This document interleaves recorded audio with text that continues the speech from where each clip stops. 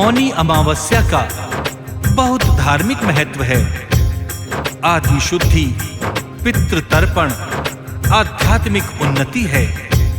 मान्यता है कि इस दिन मौन व्रत और गंगा स्नान से पापों का नाश होता है और मोक्ष मिलता है और पितरों का आशीर्वाद प्राप्त होता है, जिससे जीवन में सुख और शांति आती है।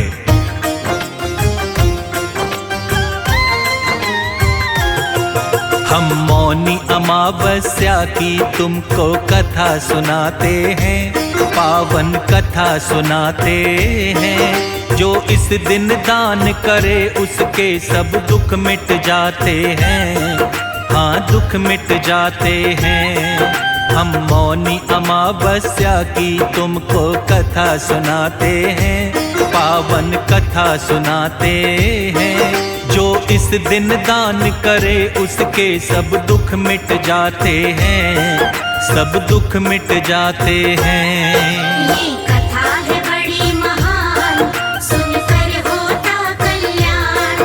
ये कथा है बड़ी महान, सुनकर होता कल्याण।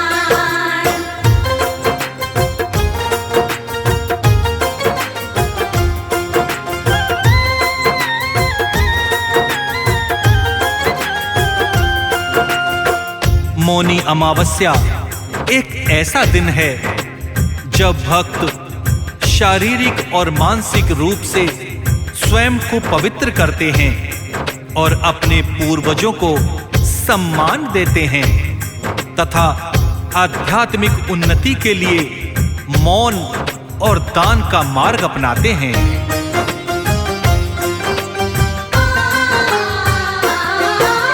माघ मास के कृष्ण पक्ष में अमावस्या है आती, वही अमावस्या भक्तों मौनी अमावस्या कहलाती।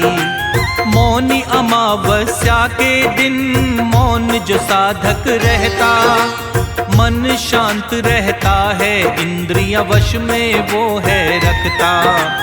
गंगा नदी में शुद्ध भाव से करता जो स्नान, पापों से उसे मुक्ति मिलती, हो जाता कल्याण। इस दिन पितरों को याद करके जो करता पिंडदान, उसके पितृ दोषों का भी हो जाता है समाधान। इस दिन पितरों के हम आशीर्वाद को पाते हैं, आशीर्वाद को पाते हैं। हम मौनी अमावस्या की तुमको कथा सुनाते हैं, हम कथा सुनाते हैं। ये कथा है बड़ी महान, सुनकर होता कल्याण।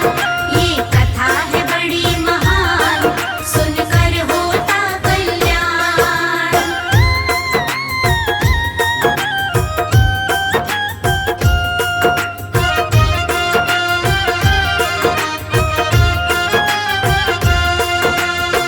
मौनी अमावस्या के दिन जो भी साधक मौन रहकर शुद्ध भाव से विष्णु जी की भक्ति करते हैं, उसे धन धान्य और सुख समृद्धि की प्राप्ति होती है।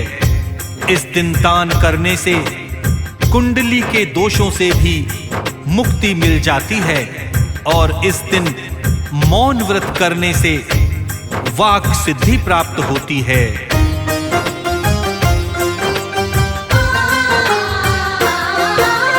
मौन रह के इस दिन जो करता विष्णु की भक्ति, धर्म अर्थ और काम मिले, पापों से होती मुक्ति। मौनी अमावस्या का रखता जो साधक उपवास, दूर सभी हो जाते संकट, मिट जाते संताप।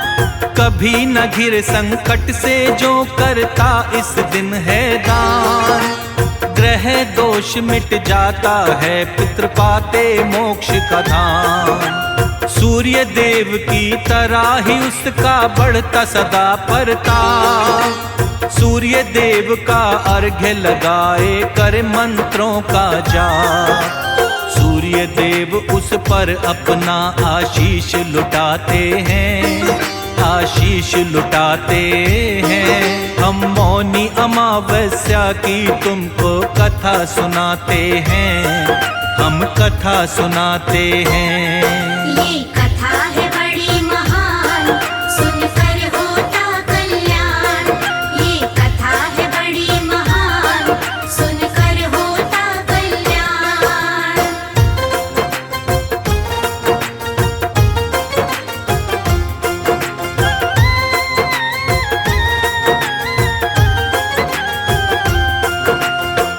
जो प्राणी मौनी अमावस्या का विधि विधान से व्रत करता है, व्रत की कथा सुनता है और यथाशक्ति दान करता है, उसको व्रत का उत्तम फल अवश्य मिलता है।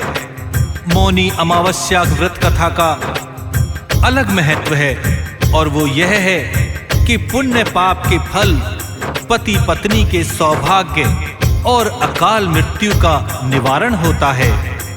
यह व्रत कथा हमें यह सिखाती है कि मौन व्रत, दान, पीपल पूजा, विष्णु जी की आराधना से प्राणी अपने कष्टों से मुक्ति पा जाता है। मौनी अमावस्या की पावन कथा क्या है? आओ इसका सभी मिलकर श्रवण करते हैं।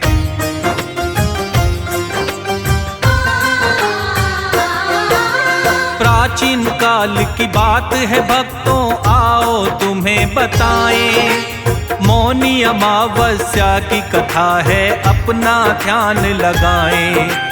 कांचीपुरी नामक नगरी में एक ब्राह्मण रहता था। सत्यवक्ता अति ज्ञानवान विद्वान वो ब्राह्मण था। देव स्वामी था इसका नाम, धनवती पत्नी का नाम।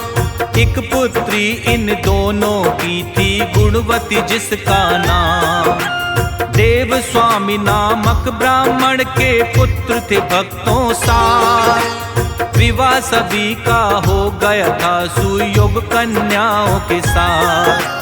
लेकिन ब्राह्मण पुत्री का विवाह नहीं कर पाते हैं, हाँ नहीं कर पाते हैं। हम मौनी अमावस्या की तुमको कथा सुनाते हैं, हम कथा सुनाते हैं।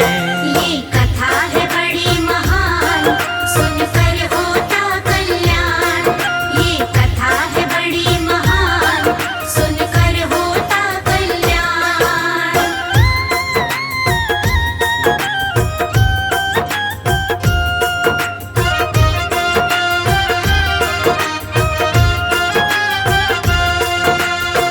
देव स्वामी ब्राह्मण के 7 पुत्र और 1 पुत्री थी।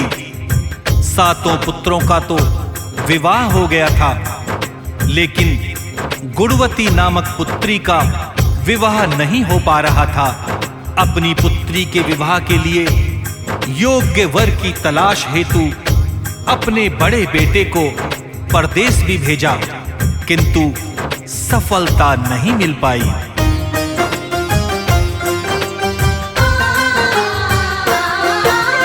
पुत्री के लिए कोई भी वर जब देव स्वामी नहीं पाया, पुत्री के विवाह की खातिर ब्राह्मण चिंता में आया। एक दिन एक ज्योतिषी के पास में ब्राह्मण आता है। अपनी पुत्री की कुंडली उसको दिखलाता है। नहीं हो रहा विवाह पुत्री का ज्योतिष महाराज। कुंडली देख के काका कारण बतलाओ मुझे आज। ज्योतिष के हाथों में ब्राह्मण ने कुंडली पकड़ाई। कुंडली देख के ज्योतिष की भी भक्तों भवें तन आई। ज्योतिष जी भी कुंडली देख के चकरा जाते हैं, वो चकरा जाते हैं। हम मौनी अमावस्या की तुमको कथा सुनाते हैं, हम कथा सुनाते हैं। ये कथा है बड़ी महान, सुनकर होता कल्याण।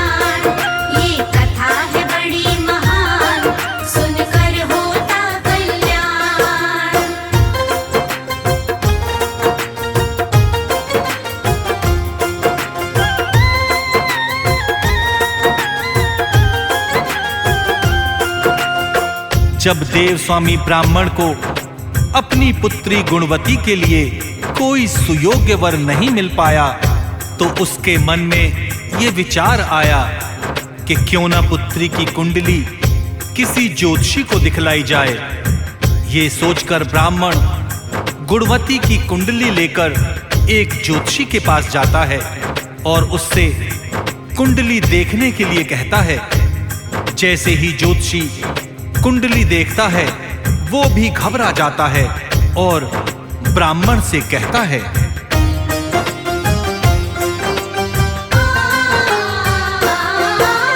कुंडली देख के ज्योतिष ने जब ब्राह्मण को बतलाया, ज्योतिष की बातों को सुनकर ब्राह्मण भी चकराया। ज्योतिष बोला, कुंडली में तो दोष बड़ा है भारी, फेरों के समय ही विधवा हो जाएगी बेचारी। हाथ जोड़कर ब्राह्मण बोला, कोई उपाय बताएं, जिस उपाय को करने से निवारण इसका हो जाए। ज्योतिष ने तब ब्राह्मण को इसका उपाय बतलाया, कैसे निवारण करना है ब्राह्मण को सब समझाया। क्या समझाते हैं फिर ज्योतिष तुम्हें बताते हैं, हाँ तुम्हें बताते हैं। हम मौनी अमावस्या की तुमको कथा सुनाते हैं, हम कथा सुनाते हैं। ये कथा है बड़ी महान, सुनकर होता कल्याण। ये कथा है बड़ी महान, सुनकर होता कल्याण।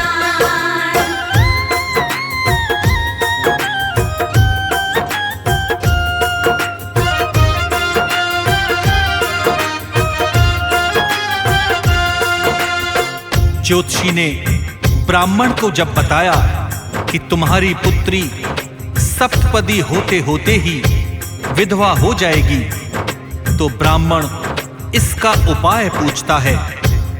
तब ज्योतिषी कहता है कि सिंघल द्वीप में सोना नाम की एक धोबिन रहती है, उसको अपने घर बुलवाओ, उसकी पूजा के द्वारा ही यह मृत्यु योग टल सकता है।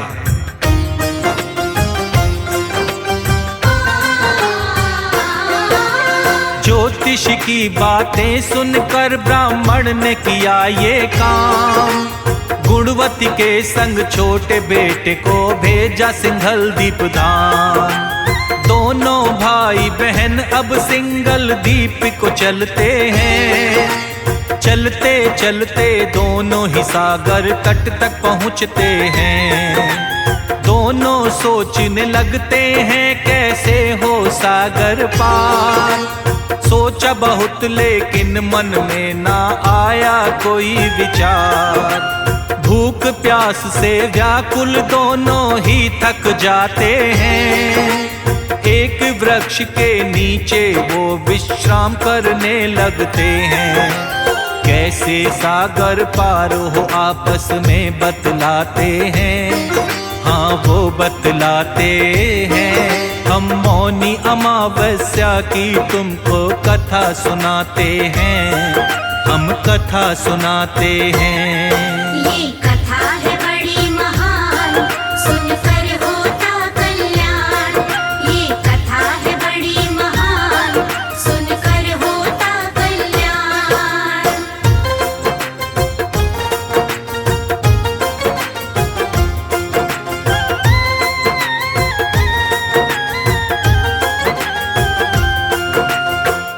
जिस वृक्ष के नीचे दोनों भाई बहन आराम कर रहे थे, उसी वृक्ष के ऊपर गिद्ध के बच्चे रहते थे। वो दिन भर दोनों भाई बहन को परेशान होते देख रहे थे। शाम को जब बच्चों की माँ उनके लिए आहार लेकर आती है और उन्हें खिलाने लगती है, तो बच्चे कुछ नहीं खाते और अपनी माँ से कहते हैं कि ये दोनों भाई बहन भी भूखे हैं, पहले इन्हें खिलाओ और उनकी समस्या का हल करो, तभी हम भी खाएंगे।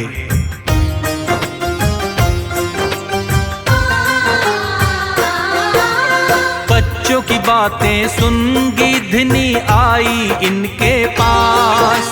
आकर बोली जान ली मैंने तुम्हारे मन की बात। पहले भोजन कर लो तुम्हारी इच्छा पूरी करूंगी। सोमा के घर सागर पार मैं तुमको पहुंचा दूंगी।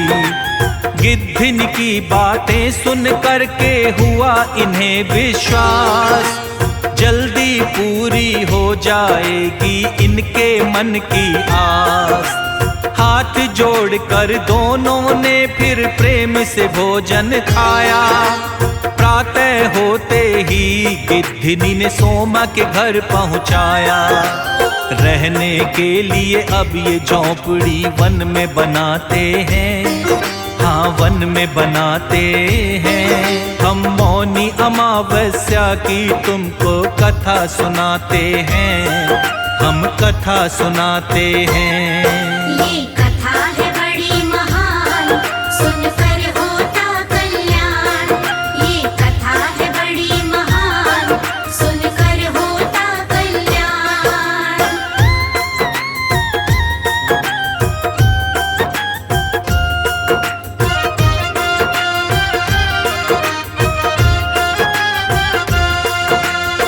वे दोनों पास के ही वन में झोपड़ी बनाकर रहने लगते हैं।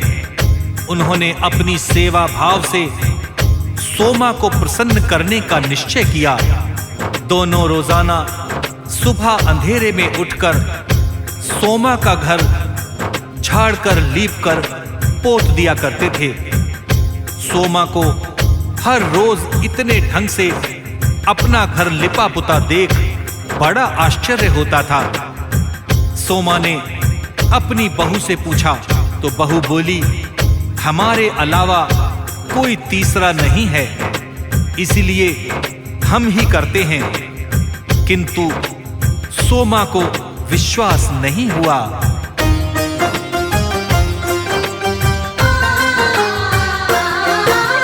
सोमा को अपनी बहू की बातों पे हुआ नहीं विश्वास। लेकिन इसका एक दिन भक्तों खुल जाता है राज।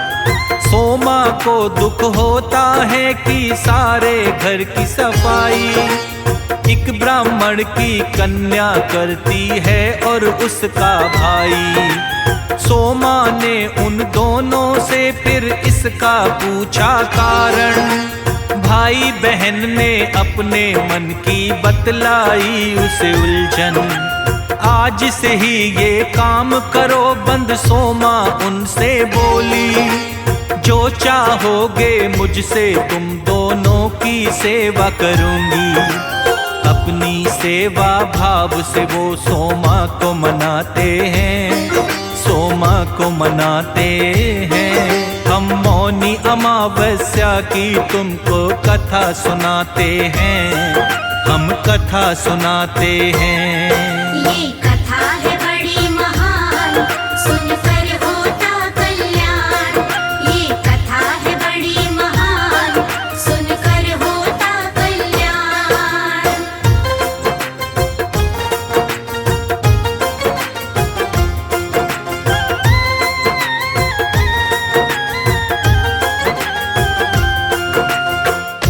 सोमा उन दोनों के साथ चलने के लिए तैयार हो जाती है और अपनी बहू से कहती है कि यदि मेरे पीछे से किसी की मृत्यु हो जाए तो उसके शरीर को नष्ट मत करना।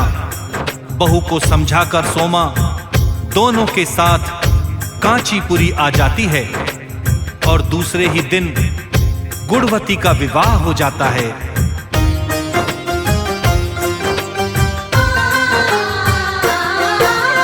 ब्राह्मण पुत्री गुणवती का अब विवाह हो गया था। सप्तपदी होते होते पति उसका मर गया था। अपने संचित पुण्यों का फल सोमा ने किया है दान। गुणवती के पति के अंदर अब फिर से आ गई जान। सोमा ने दोनों को अपना दिया था आशीर्वाद। सिंघल द्वीप के लिए रवाना हो गई उसके बाद। क्षीण हुए जब संचित पुण्य ये अनहोनी घटी थी। सोमा के पति पुत्र दामाद तीनों की मृत्यु हुई थी।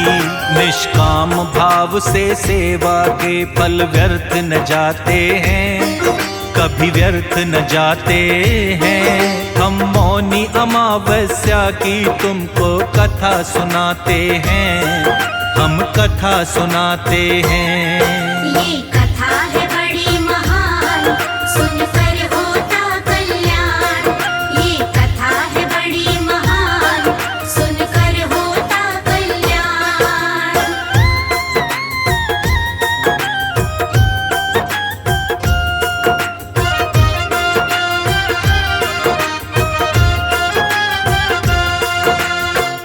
अपने संचित पुण्यों का फल सोमा गुणवती के पति के लिए दान दे देती है।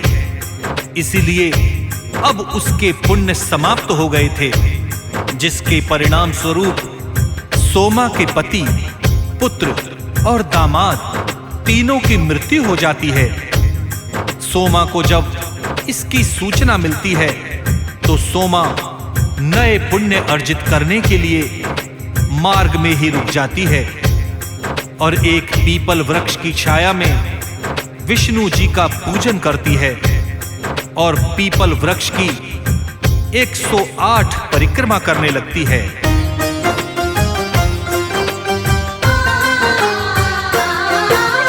श्रद्धा भाव से विष्णु जी की करती है पूजा सोमा। पीपल वृक्ष की 108 लगाई फिर परिक्रमा।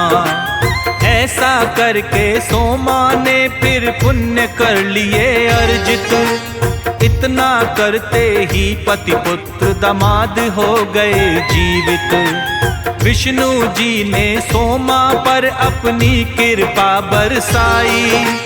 सुख वैभव दौलत शोहरत सोमा के घर में आई। निष्काम भाव से सेवा कर सोमा ने ये फल पाया। विष्णु जी की भक्ति करके अपना भाग्य जगाया। शर्मा के सब कष्टों को विष्णु जी मिटाते हैं, विष्णु जी मिटाते हैं। हम मौनी अमावस्या की तुमको कथा सुनाते हैं, हम कथा सुनाते हैं।